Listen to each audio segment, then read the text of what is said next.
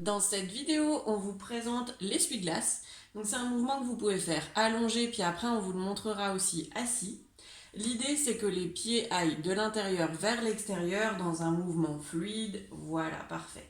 Toujours le mouvement régulier. Ça sert à rien de le faire vite parce que est-ce que tu arrives à le faire vite pour montrer qu'il peut partir en cacahuète? Toi ça va bien, alors c'est dommage. Mais des fois ça peut partir complètement en biais. Généralement moi je le fais pas comme il faut. Et puis voilà, du coup, c'est vraiment d'aller vers l'intérieur, vers l'extérieur, toujours en symétrie, toujours les deux pieds en même temps.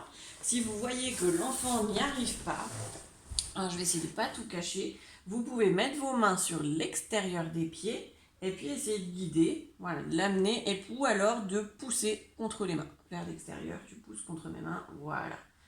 Et puis vers l'intérieur, on pousse contre les mains. Des fois, avoir une résistance, ça permet à l'enfant de bien comprendre d'où ça vient. Sinon, juste vous l'aidez, vous guidez.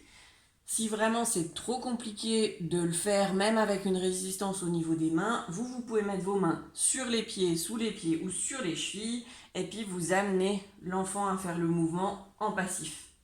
Comme ça, déjà, il comprend le mouvement. Et puis, ce qui est intéressant aussi à savoir, c'est quand vous faites, vous, le mouvement, j'arrête, vous lui demandez d'où vient qu'est-ce qui bouge et d'où vient le mouvement.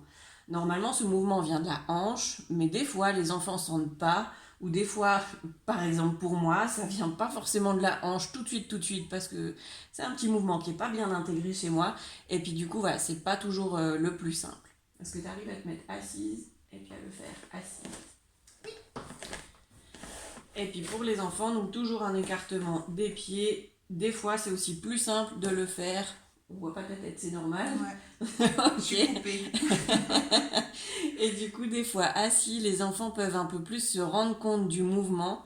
Des fois, c'est plus facile, des fois, c'est plus compliqué de le voir. Mais en tout cas, ça peut être aussi la première étape de ce mouvement. Vous n'êtes pas obligé d'aller très loin dans les amplitudes et à l'extérieur et à l'intérieur. C'est pas l'idée de vous faire mal au bassin ou je ne sais pas où. C'est vraiment d'avoir un mouvement fluide et régulier que vous pouvez maintenir sur au moins 1 minute. C'est bon pour toi? Oui.